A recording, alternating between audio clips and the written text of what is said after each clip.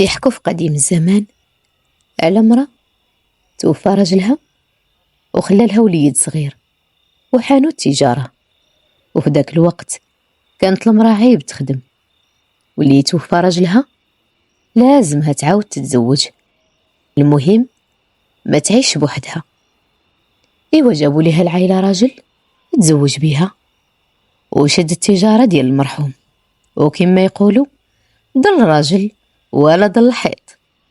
داك الراجل كان ما كيطيقش ربيبو ويكرهه كره العمى، ديما يضرب فيه ويهين فيه، واخا الدري مسكين مازال صغيور يقضي فيه برا ويخدم بيه، جيب هادي مد هادي، ومسكين المعيور فيه والتكشار فيه. وديك المرأة مسكينة غير ساكتة وكتشوف بعينيها، مغلوبة على أمرها. حتى من الماكلة تحط له ياكل وحده في الكوزينة، وكيكون راجلها ما كاينش في الدار تدلل وليدها وتضحك معاه وتحن عليه. كيجي الراجل تبدا تبعد في ولدها وتحميه من التعجرف ديال راجلها والحقره اللي كيحقر عليه، وتقول له روح وليدي شري هادي جيب هادي.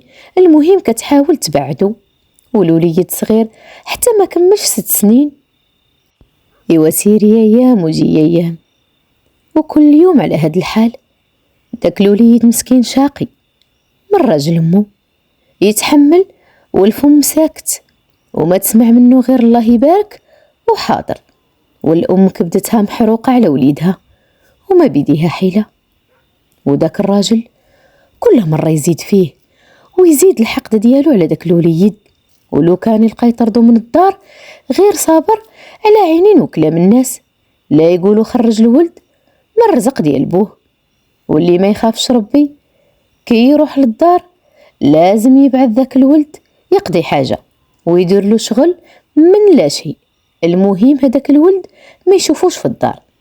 اي مرة يبعثوا للمحل الفلاني، مرة للسوق الفلاني، مرة جيب هادي، مرة الولد ما يجيبهاش. المهم هذاك الوليد المسكين شاقي، واش راح يقول الميت قدام غسالو؟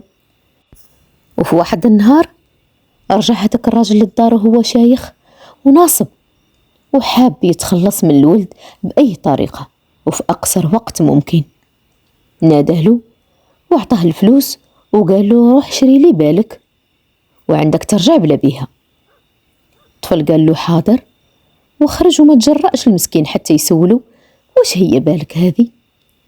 خرج يدور من محل لمحل، اللي لقاه يسولو يا عمي عندك بالك، اللي يضحك واللي يقول له ما عرفتهاش واللي يستهزأ منه واللي يطردو. المسكين رجليه عياو وما لقاش هاد بالك.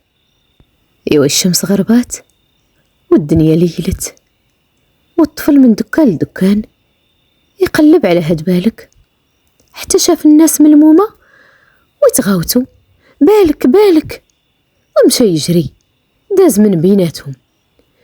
وإذا هي بواحد اللفعة كبيرة تزحف، والناس ينقزوا خايفين. الوليد مسكين غير سمع كلمة بالك قال هذه هي اللي يقلب عليها راجل أمي. حيد البلوزة اللي كان لابس ورماها على هذيك اللفعة وحكمها من وسط البلوزة، والناس غير كتشوف فيه. وصل للدار ودق الباب، حلت لأمه، دخل على ذاك الظالم وهو يقول ليه يا قلت لك ما ترجعش غير إلا جبتي بالك، قلت لك ما نشوفش وجهك إلا وانت بيديك بالك. قال له هاني جبتها لك يا بابا.